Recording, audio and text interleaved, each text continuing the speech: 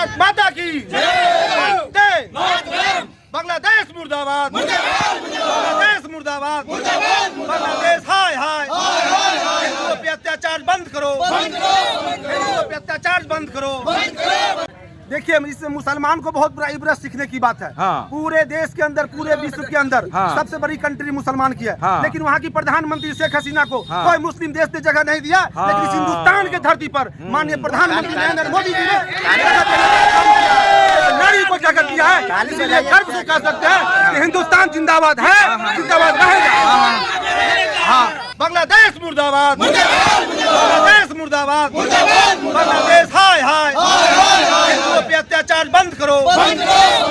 दोस्तों, जिस तरह से पिछले दिनों बांग्लादेश में हिंदुओं के साथ अत्याचार किया जा रहा है, हिंदुओं के मंदिर तोड़े जा रहे हैं, हिंदुओं के बहू बेटियों के साथ दुराचार किया जा रहा है, और पूरे बांग्लादेश से ऐसी तस्वीर निकल के सामने आ रही है कि पूरे देश के हिंदू समाज डरे हुए हैं। और दोस्तों, डर और दहशत से बंगाल के बॉर्डर में, हिंदुस्तान के बॉर्डर में हिंदू भाग करके आ रहे हैं। और उसी के विरोध में आज देखिए, हसनपुर विधानसभा के जिला परिषद प्रतिनिधि सिकंदर आलम और भाजपा अल्पसंख्यक मोर्चा के जिला अध्यक्ष, ये लोग दूधपुरा बाजार में कैंडल मार्च निकाले हैं और स्पष्ट संदेश दे रहे हैं कि बांग्लादेश में हिंदुओं पर अत्याचार बंद करो।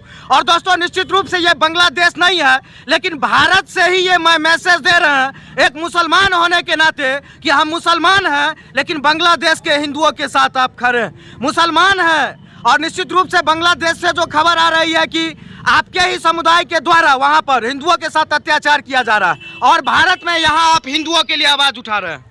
देखिए, सबसे पहले मुसलमान हिंदू का सवाल, हम लोग इंसान हैं और हम भारत माता की गोद में रहते हैं और हम सच्चे हिंदुस्तानी हैं। तो मेरा कर्तव्य बनता है कि कहीं भी हमारे समाज के साथ, हमारे इंसान के साथ, हमारे इंसानियत के साथ अगर कोई खेल करेगा तो हम लोग बर्दाश्त नहीं करेंगे। और निश्चित रूप से अभी तक इतना बड़ा बिहार है, इतना बड़ा इंडिया है, इस मुद्दे पे नेता लोग मौन है और कुछ बोल नहीं रहे हैं। ऐसे में आप बीच सड़क पे कैंडल मार्च निकाल रहे हैं, क्या लगता है आपको, काहे नहीं बोल रहे हैं नेता लोग?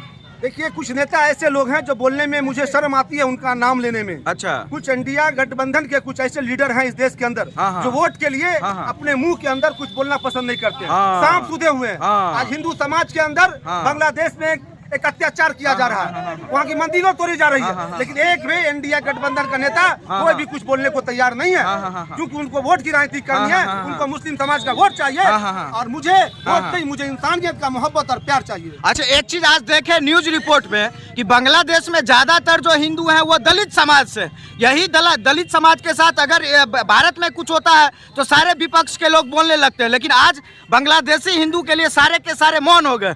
ऐसे में क्या बांग्लादेशी हिंदू अलग हैं और भारत के हिंदू अलग हैं? पूरा का पूरा वोट बैंक के दृष्टिकोण से विपक्ष के नेता लोग बोलते हैं और बीजेपी के लोग जहां तहां आवाज उठा रहे हैं। ऐसे में समस्तीपुर बिहार में इकलौता नेता आप दिख रहे हैं जो इस तरह से खुल करके हिंदुओं के समर्थन में बोल रहे हैं, वो भी मुसलमान होकर के। देखिए, हम क्यों नहीं, हम इस देश में पले हैं, बड़े हैं, इस देश में मेरी शिक्षा हुई है। हम सच्चे हिंदुस्तानी हैं और सच्चे भारतीय हैं। मेरे अंदर जात पात नहीं, मेरे अंदर बोला मैंने इंसान, हम लोग हिंदुस्तानी हैं, भारत वंशी हैं, इसीलिए कहीं से कोई दिक्कत नहीं है। हम लोग बस यही कहना चाह रहे हैं, बांग्लादेश के लोगों से हाथ जोड़ के विनती करना चाह रहे हैं, आप अत्याचार अभी लम बंद करें। मैं सिकंदर आलम हूँ, ऑक्सीजन मैन हूँ, मैं समस्तीपुर बिहार से आ रहा हूँ, इसीलिए आप इस चीज को। अच्छा, आपके ही पार्टी की सरकार है बिहार में, आपकी ही पार्टी की सरकार है केंद्र में, ऐसे में आपकी सरकार निश्चित रूप से कोई पहल की है कि नहीं कि वहाँ के हिंदू का जान बचाया जाए? देखिए, इससे मुसलमान को बहुत बड़ा इबरत सीखने की बात है। पूरे देश के अंदर, पूरे विश्व के अंदर सबसे बड़ी कंट्री मुसलमान की है, लेकिन वहाँ की प्रधानमंत्री शेख हसीना को कोई मुस्लिम देश ने जगह नहीं दिया। लेकिन इस हिंदुस्तान के धरती पर माननीय प्रधानमंत्री नरेंद्र मोदी जी ने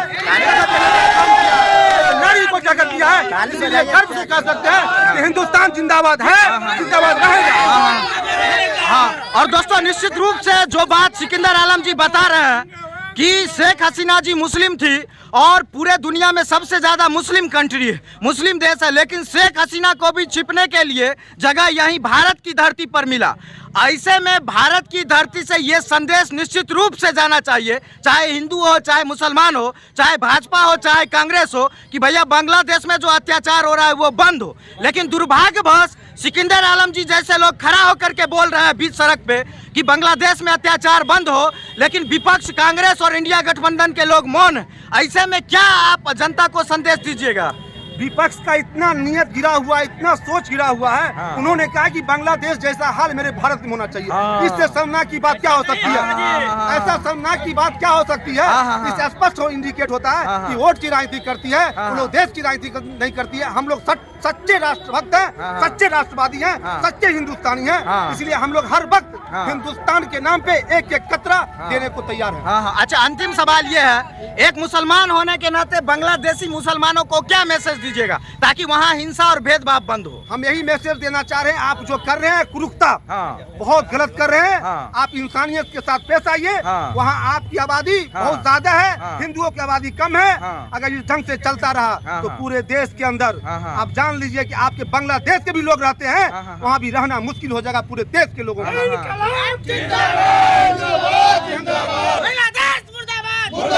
मुर्दाबाद।